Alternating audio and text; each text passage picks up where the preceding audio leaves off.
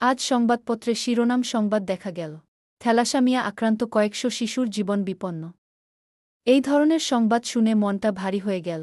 ভালো না লাগা অবস্থা। রাজ্যে সদ্য এক নতুন সরকার প্রতিষ্ঠিত হওয়ার পরেই এই ধরনের ঘটনা দুর্ভাগ্যজনক। রক্ত নিয়ে দুর্নীতি, এটা কোনো মানুষই ভালো চোখে দেখে না। দুর্নীতি ও দুর্নীতি ফাঁস, তদন্ত, পুলিশি প্রক্রিয়া এসব তো আছেই। এগুলি চলবে। এসব বিষয়গুলো একটু আগে পরে হলেও তেমন কোনো ক্ষতি বৃদ্ধি হবে না। এই সংবাদটা যদি দেখতাম যে কর্তৃপক্ষ চটজলদি ও দ্রুততার সাথে রক্তগুলিকে নিজেদের হেফাজতে নিয়ে কেন্দ্রীয় রক্ত ভাণ্ডারে বিধি ও নিয়ম অনুসারে যত্ন করে রাখত এবং মুমূর্ষু রোগীদের চিকিৎসায় তা ব্যবহৃত হতো। রক্তের গুরুত্ব ও মহত্ব এটা বলার কোনো অপেক্ষা রাখে না, এটা সবাই জানে। কিন্তু রক্তের মতো উচ্চ গুরুত্বপূর্ণ বিষয়টি কর্তৃপক্ষের পক্ষের সর্বোচ্চ মনোযোগের বিষয় হওয়া উচিত ছিল। কর্তৃপক্ষ রক্তের বিষয়টা অত্যন্ত সদর্থক চিন্তাভাবনা করে অগ্রসর হবে এই প্রত্যাশা রাখি। ধন্যবাদ।